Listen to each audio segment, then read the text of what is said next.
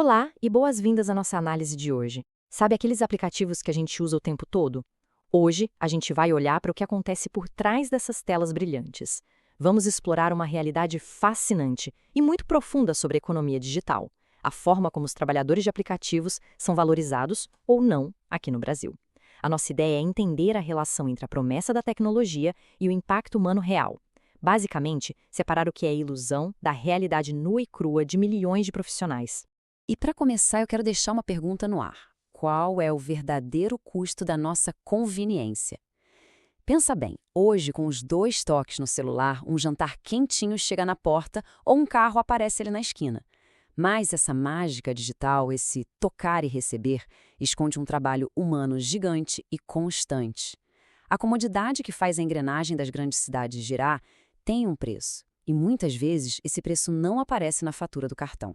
Para ter uma noção do tamanho disso, vamos olhar para os números. Segundo dados recentes do IBGE, no final de 2024, o Brasil tinha nada menos que 1.700.000 pessoas trabalhando por meio de plataformas digitais. É muita gente, é um pilar gigantesco da nossa economia urbana, mesmo que muitas vezes seja invisível. Então não é um fenômeno isolado. A gente está falando de uma multidão de motoristas e entregadores que são literalmente a espinha dorsal de um sistema que, se parasse, travaria as cidades. Entrando na nossa primeira sessão, a ilusão da autonomia e a promessa de liberdade. A gente ouve o tempo todo aquela promessa clássica de marketing das plataformas, né? Seja o seu próprio chefe, faça os seus horários, seja livre. Parece incrível, mas na prática, o choque de realidade é brutal. A gente sai dessa ideia de liberdade e esbarra no controle por algoritmos, numa renda super instável e, claro, na ausência total de benefícios ou garantias trabalhistas. Essa ideia super sedutora de ser um parceiro independente acaba escondendo uma dependência econômica bem severa. No fim das contas, os custos operacionais e os riscos vão quase todos para as costas do próprio trabalhador. E aí vem aquela pergunta que não quer calar. Se o trabalhador é de fato autônomo, quem é que dita as regras do jogo? Pensar nisso ajuda a quebrar um pouco essa narrativa de independência absoluta. Pensa comigo. Se tem toda uma estrutura definindo o quanto você vai ganhar, para onde você vai e quem tem acesso às melhores oportunidades, a gente precisa olhar para essa autonomia com um pouco mais de cautela. Tem uma dinâmica de poder muito clara aí, só que ela é invisível. O que nos leva à nossa segunda sessão. O chefe é o algoritmo. E como funciona essa gestão digital? Sabe aquele chefe tradicional de escritório? Pois é, ele foi substituído por um gerente digital, super silencioso. Isso ilustra muito bem um conceito chamado capitalismo de vigilância, que foi explorado pela pesquisadora Shoshana Zuboff. Basicamente, as plataformas digitais não juntam dados só para o aplicativo rodar mais rápido, nada disso. Elas usam esses sistemas para prever, orientar e até mudar o comportamento das pessoas. No mundo dos aplicativos de trabalho, isso significa que a rotina, o desempenho e até o caminho que o motorista ou entregador faz são monitorados e controlados o tempo todo pelos dados que a plataforma coleta. É constante. E como é que isso acontece na prática? Essa gestão por algoritmos acaba tirando a verdadeira independência do profissional. O fluxo de trabalho é todo mecânico. São os códigos que decidem quem vai pegar qual corrida ou entrega. Eles calculam aquelas tarifas dinâmicas que mudam de uma hora para outra sem aviso. Impõem sistemas de nota dados pelos usuários e, o mais complicado, podem dar suspensões ou bloqueios que ninguém entende direito e, na maioria das vezes, sem a chance de conversar com um ser humano para se defender. Então acaba criando um sistema de subordinação que é indireto, sim, mas é absoluto. Vamos agora para a seção 3, a precarização do trabalho e a dura realidade das ruas.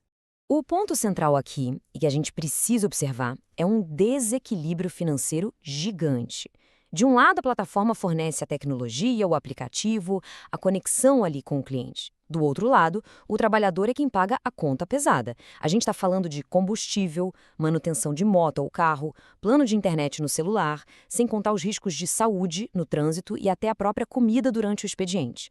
Ou seja, as empresas ficam com o lucro da intermediação, enquanto os profissionais carregam praticamente sozinhos todo o peso e o custo da operação do dia a dia. E olha só, esse modelo não para de crescer. A gente teve um aumento simplesmente explosivo de 25,4% no número de trabalhadores de aplicativos só entre 2022 e 2024. Isso é muita coisa num curto espaço de tempo. Definitivamente não estamos mais falando de um nicho ou de um bico para ganhar um dinheirinho extra no fim de semana. Essa informalidade digital virou um dos maiores segmentos do mercado de trabalho brasileiro atual e um dos que mais crescem, com certeza. Mas, para a gente conseguir medir o impacto real disso tudo, a gente precisa de um parâmetro. E a melhor bússola que temos é o conceito de trabalho decente da Organização Internacional do Trabalho, a OIT. Para eles, trabalho decente é aquele que é produtivo, sim, mas com condições de liberdade, igualdade, segurança e dignidade humana. O que isso nos mostra?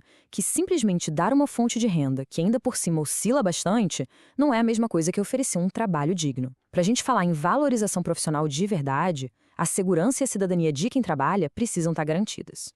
Chegamos então à seção 4, a realidade histórica e o contexto brasileiro. A tecnologia pode até ser super nova, mas o problema que a gente está analisando tem raízes bem antigas no Brasil. Voltando lá em 1943, a gente teve a criação da CLT, que garantiu direitos para muita gente, mas também deixou, historicamente, uma boa parcela da população na informalidade.